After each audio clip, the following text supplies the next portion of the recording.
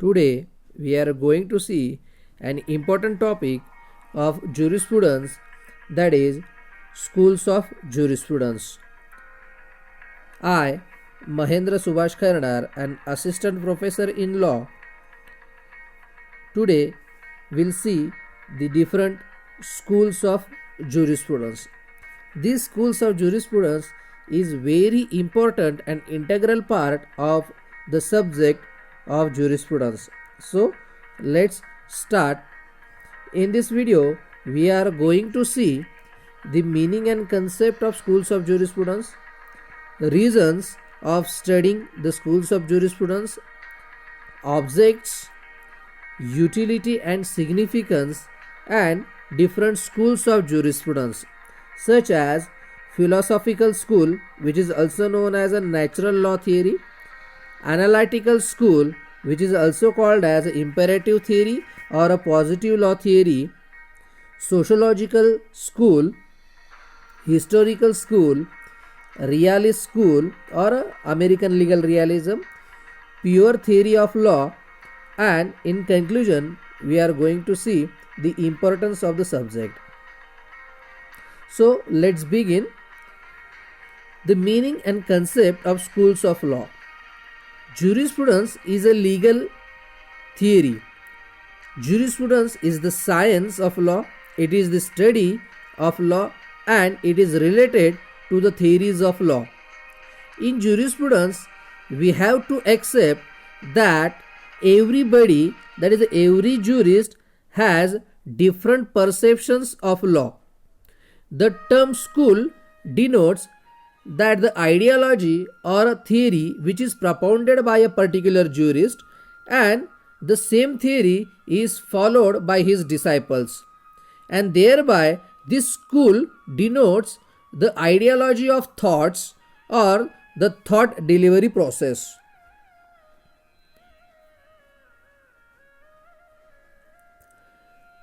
Question always comes, what are the reasons or why we should study the schools of jurisprudence?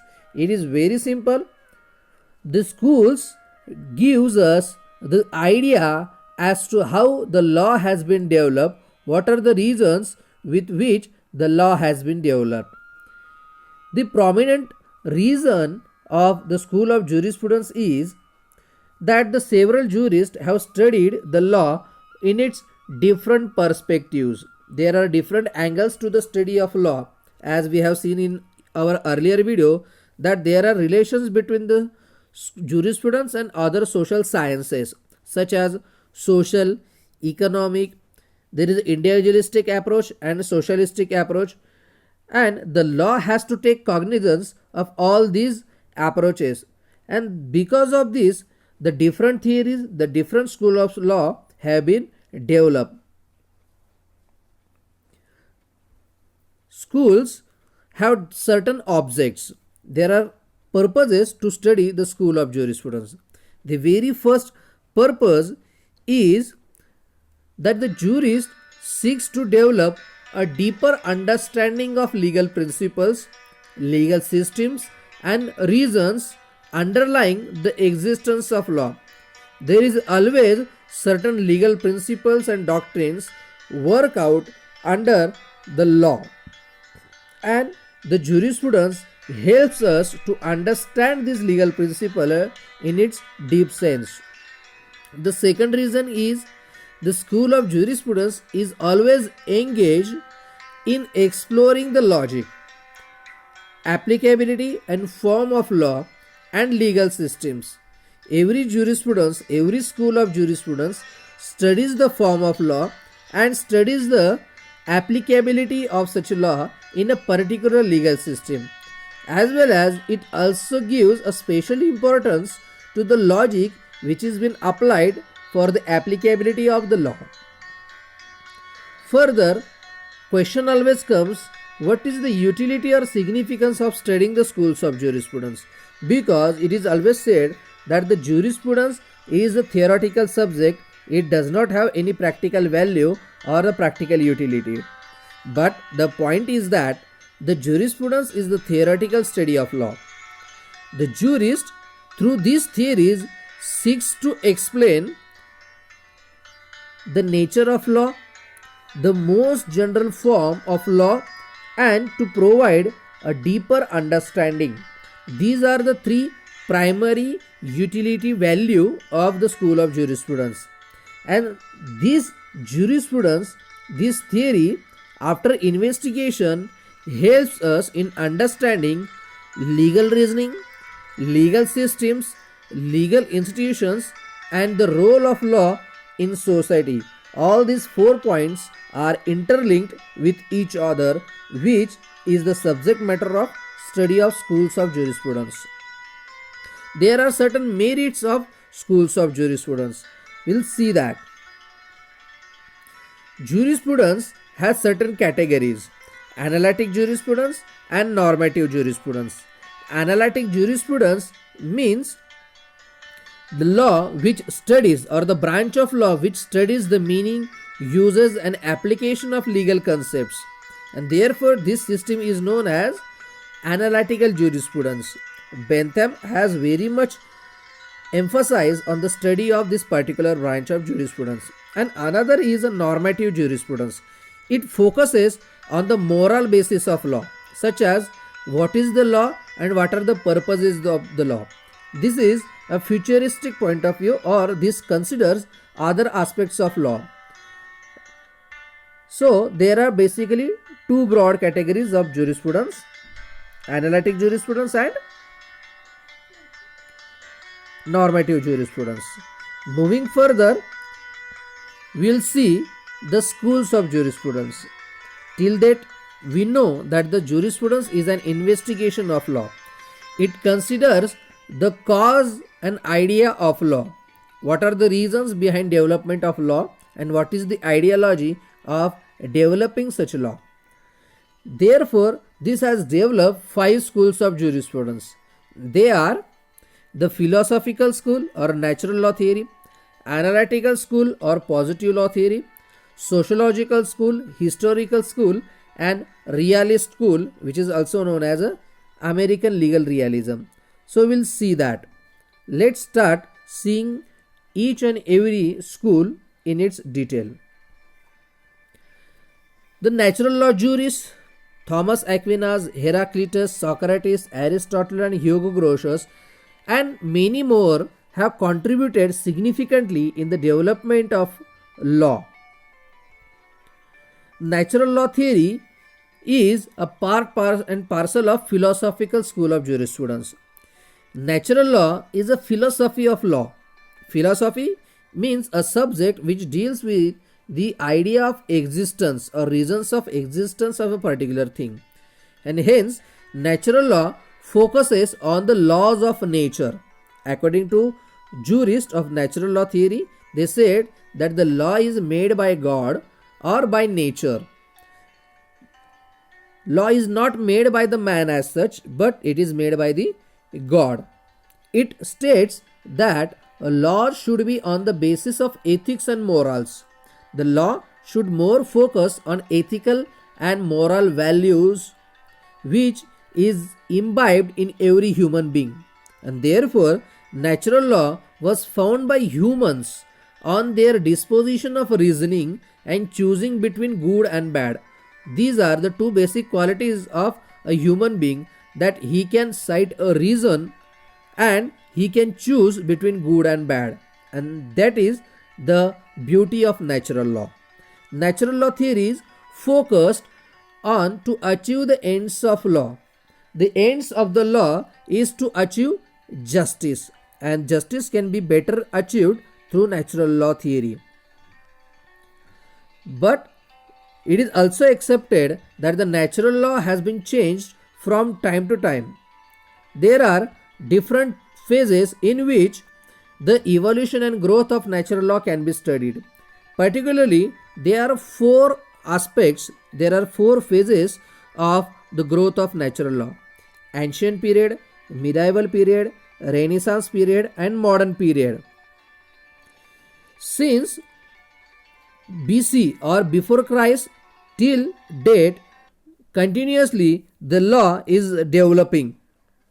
These are the jurists who have contributed a lot towards the development of jurisprudence.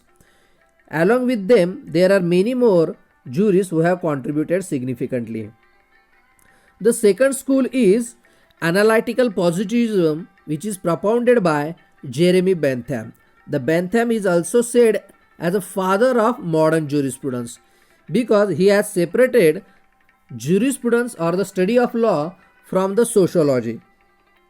His theory has been followed by his follower John Austin, then H.L.A. Hart and Joseph Raz. We'll understand what is analytical positivism. Analytical positivism is the development of Jeremy Bentham.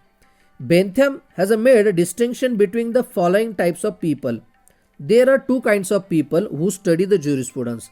They are expositors and censors. According to Bentham, the people who are of expositors in nature means who study the jurisprudence as an expositorial jurisprudence. These are the people who explain what the law in practice was or is. That is, these people study the law as it is in its practical sense. Bentham has focused on this aspect. According to him, it is the only subject of study of law. There are other kinds of people who study the jurisprudence and they criticize the law in practice. The actual law is insufficient according to these jurists, and therefore they always compare it to their notions of what it ought to be, what the law should be in future course of action. Therefore, there are two kinds of branches, law as it is and law as it ought to be. Therefore, these are two main branches of positivism according to Bentham. His theory is known as analytical positivism. The positivist has rejected the principles of natural law. According to them, the natural law or the law made by God or law made by nature is an abstract conception. There is no use of it.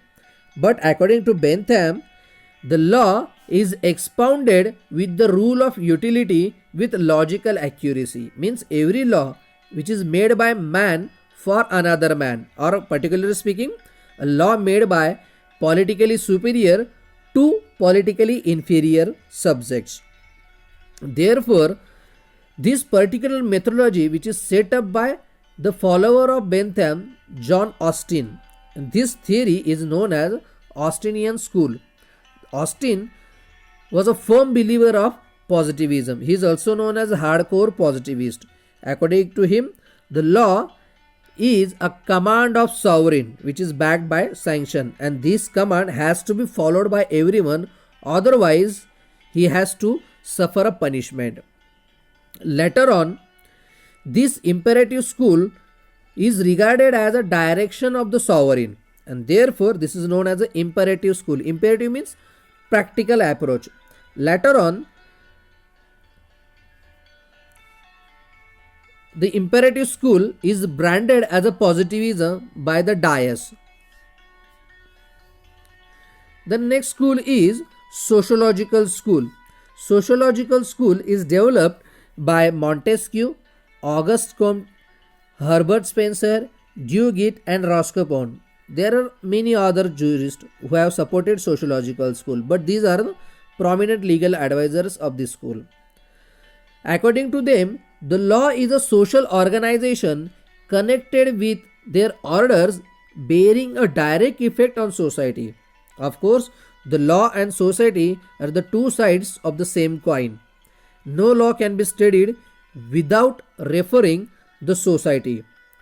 Further, Roscoe has said that the law as a weapon of social engineering and adjusting the social interest. Through the law, we can adjust the social, public and personal interest of every being who lives in the society. Therefore, his theory known as a social engineering theory, and it is very much discussed in the arena of jurisprudence. Moving further, we'll see the historical school of jurisprudence. Historical school is developed by Savigny, Sir Henry Maine, and Edmund Burke.